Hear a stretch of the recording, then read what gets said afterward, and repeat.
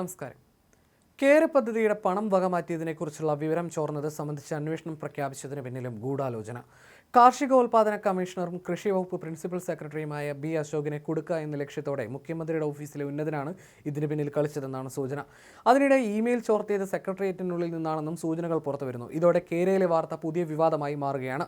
അനധികൃതമായി ചോർത്തിയ call record തന്റെ പക്കലുണ്ടെന്ന് ഈയിടെ എതിർകക്ഷികൾക്കെതിരെ മുഖ്യമന്ത്രിക്ക് കത്ത് നൽകിയ ഉദ്യോഗസ്ഥനാണ് ഇവിടെയും സംശയനിഴലിൽ. മുഖ്യമന്ത്രിയുടെ പേഴ്സണൽ സ്റ്റാഫിലുള്ള ഉന്നതനും ചീഫ് സെക്രട്ടറി ജയതിലകും കൃഷി വകുപ്പിനെതിരെ നടത്തിയ നീക്കങ്ങളാണ് ചോർത്തിയ ഇമെയിൽ കൃഷി വകുപ്പിന് തന്നെ തിരിച്ചു നൽകിയതിലൂടെ പൊളിഞ്ഞത്. ക്രിമിനൽ കേസെടുക്കാവുന്ന കുറ്റകൃത്യമാണിത്. കൃഷി വകുപ്പിന്റെ ലോകബാങ്ക് പദ്ധതിയുടെ പൊതു ഇമെയിലിൽ 27/4/2025 വന്ന ലോകബാങ്ക് ടീം ലീഡറുടെ ഇമെയിൽ അനധികൃതമായി ചോർത്തിയെടുത്തുവെന്നാണ് സൂചന.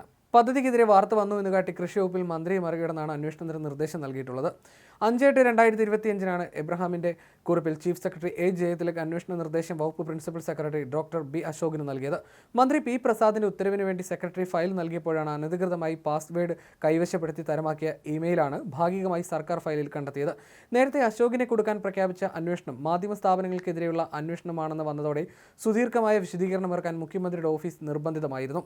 കേര പദ്ധതിയുടെ ഫണ്ട് വകമാറ്റി ചെലവഴിച്ചെന്ന വാർത്തയിൽ പ്രഖ്യാപിച്ച അന്വേഷണത്തെ ന്യായീകരിച്ച് മുഖ്യമന്ത്രി പിണറായി വിജയൻ രംഗത്ത് വന്നിരുന്നു.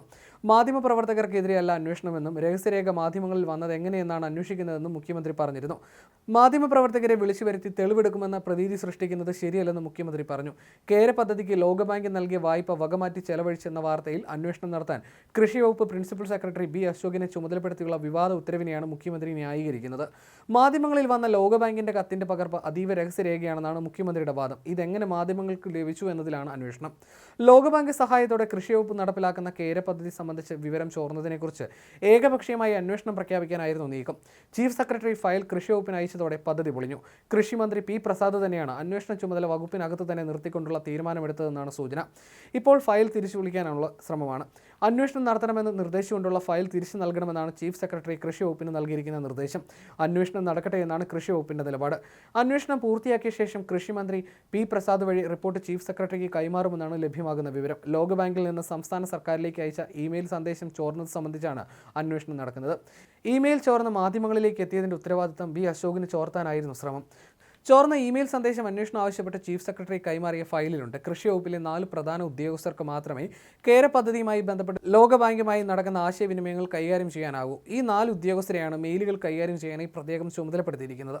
ലോകബാങ്കിൽ നിന്നുള്ള മെയിലിന് 4 ഉദ്യോഗസ്ഥരും മറുപടി അയച്ചിട്ടില്ല. ഏപ്രിൽ 27 വൈകുന്നേരം 5:15 ലോകബാങ്കിൽ നിന്നുള്ള സന്ദേശം ലഭിച്ചതെന്നാണ് ഫയലിൽ അടക്കം ചെയ്ത കോപ്പിയിൽ നിന്നും മനസ്സിലാക്കുന്നത്. അതിനു മുമ്പ് വാർത്ത വന്നിരുന്നു.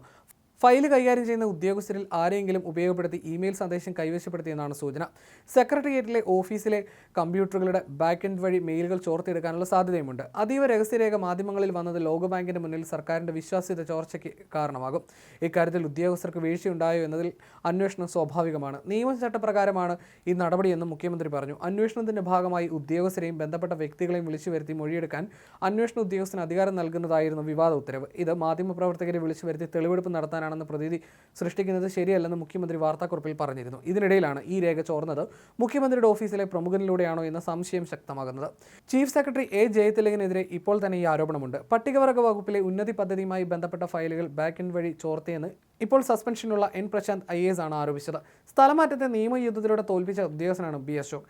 IAS അസോസിയേഷൻ പ്രസിഡന്റായ ബി അശോകിനെ കൃഷി വകുപ്പിന്റെ തലപ്പത്ത് നിന്ന് മാറ്റി തദ്ദേശ ഭരണ കമ്മീഷനായി നിയമിക്കാനുള്ള നീക്കമാണ് അന്ന് പരാജയപ്പെട്ടത്. അശോകിനെ സെക്രട്ടേറിയറ്റിൽ നിന്ന് പുറത്താക്കുക എന്ന ഉദ്ദേശത്തോടെയായിരുന്നു സ്ഥലമാറ്റം. എന്നാൽ സെൻട്രൽ അഡ്മിനിസ്ട്രേറ്റീവ് ട്രിബ്യൂണൽ അതിനെ റദ്ദാക്കി.